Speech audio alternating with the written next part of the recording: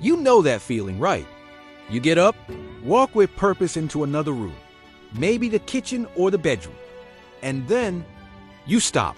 You stand there, completely blank. What on earth did you come in here for? It was important. You know it was, but your mind is a total void. You might even go back to where you started, hoping the memory will magically reappear. If this sounds familiar, don't worry. It's not a sign that you're losing your mind or that your memory is failing. It's a well-documented psychological quirk, and it has a name, the doorway effect. It's one of those universal human experiences that's both frustrating and a little bit funny, and the science behind it is fascinating. This isn't just you being forgetful. It's your brain's filing system going into overdrive. Researchers have been studying this phenomenon for years, trying to understand why a simple act like walking through a doorway can wipe our short-term memory clean. The doorway effect, or as scientists call it, location updating effect, reveals a lot about how our minds are wired to navigate the world. So let's just pull back the curtain on this bizarre mental glitch and find out why our brains decide to press the reset button the moment we cross a threshold. Your brain has to manage an incredible amount of information every single second. To do this, it relies on mental shortcuts and organizational systems. One of these systems involves creating what are called event models. Think of an event model as a mental folder for a specific situation or task. When you're in the living room thinking, "I'm thirsty, I should get some water," your brain opens an event model for the living room context. This folder contains all the relevant information: your current location, your thoughts, and your immediate intention to get water. This intention is held in your short-term or working memory. It's like a sticky note on your mental desktop, readily accessible, but also temporary. Your brain assumes this intention is tied to your current environment. Everything is neat and tidy. The plan is clear.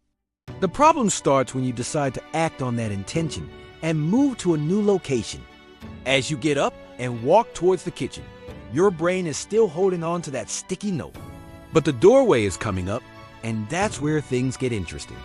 Crossing that physical boundary acts as an event boundary, a signal to your brain that one event has ended and a new one is beginning. When you walk through that doorway into the kitchen, your brain essentially says, "Okay, we're in a new scene now." The context has changed.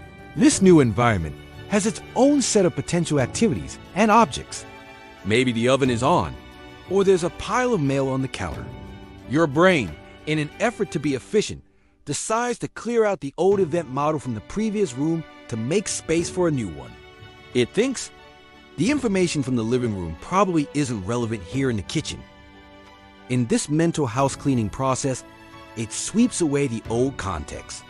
And unfortunately, your intention, that little sticky note that said, "Get water," gets swept away with it. Your brain has effectively dumped the old information to prepare for new tasks that it assumes are more relevant to your new location. It's not a flaw in your memory, but rather a feature of your brain's predictive, context-based processing. It's trying to stay one step ahead and declutter your mental workspace. But in doing so, it sometimes throws out the very thing you needed. This is why you find yourself standing in the kitchen, surrounded by water sources, with absolutely no idea why you're there. What's truly wild is that this effect isn't limited to physical reality. Studies using virtual reality have shown the exact same thing.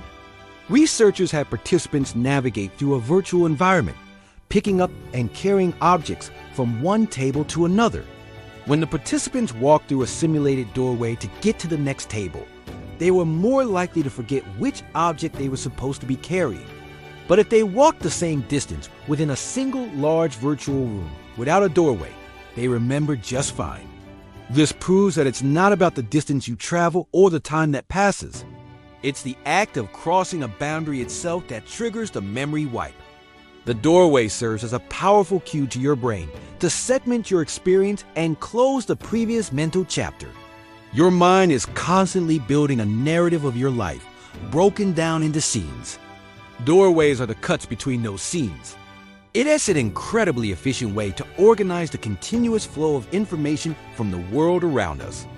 Your brain isn't designed to remember every single detail from one moment to the next. It's designed to prioritize what's likely to be important right now in this new context. This brain feature is a double-edged sword. On one hand, it allows us to compartmentalize our lives and focus on the task at hand without being constantly distracted by what we were doing 5 minutes ago in a different room. Imagine if you were trying to have a serious conversation in your office, but your brain was still mentally stuck in the kitchen, thinking about the grocery list. This segmentation is crucial for focus. On the other hand, it leads to these frustrating moments of forgetfulness. It's a trade-off. Your brain prioritizes contextual relevance over perfect memory retention. It's an automatic, unconscious process that values efficiency over flawless recall.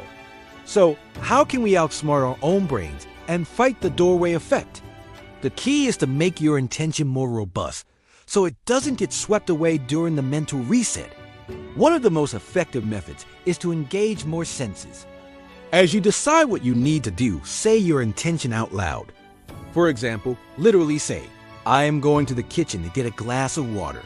Speaking it aloud encodes the memory in a different way, making it stronger and less likely to be discarded. It adds an auditory layer to the memory. Another powerful technique is to create a physical reminder. Before you leave the room, write your intention down on a piece of paper or type it into your phone. This externalizes the memory, so you're no longer relying solely on your fragile working memory to carry it across the threshold. You could also try creating a simple physical gesture. For instance, if you're going to get your keys, you could pretend to turn a key in your hand as you walk. This connects the intention to a motor action, giving your brain another hook to hang the memory on. Essentially, you want to make the intention too heavy for your brain's automatic cleanup crew to simply toss out. It is also worth noting that the effect is strongest when there is a significant change in context. Walking from your bright, sunny living room into a dark, quiet bedroom is a more dramatic shift than walking between two similar-looking office cubicles. The more distinct the two environments are, the more likely your brain is to perform a full mental reset. This is also why the effect is most noticeable with physical movement between rooms. Just mentally switching tasks while sitting in the same chair doesn't usually cause the same level of memory blank, because the environmental cues remain constant. The physical act of moving through space is what pulls the trigger. Ultimately, the doorway effect is a perfect little window into the workings of the human mind. It's a humbling reminder that our brains are not perfect superpowered computers. They are biological organs that have evolved over millions of years to be incredibly efficient. But sometimes that efficiency comes with strange and inconvenient side effects. Our brains are optimized for survival in a complex world, and that means making assumptions and taking shortcuts. They are built for context, not for perfection. They're constantly trying to predict what's important next, and sometimes they just guess wrong. So, the next time you find yourself standing in a room with no memory of why you're there, don't be too hard on yourself. Just smile and remember the doorway effect. It's not a sign of failure. It's a sign that you have a normal, healthy, and incredibly efficient brain that's just doing its job, even if it is a little too good at it sometimes. Now you know the science behind this common frustration. What other weird brain glitches have you experienced? Let me know in the comments below, and maybe we'll investigate another one in our next video. Thanks for watching.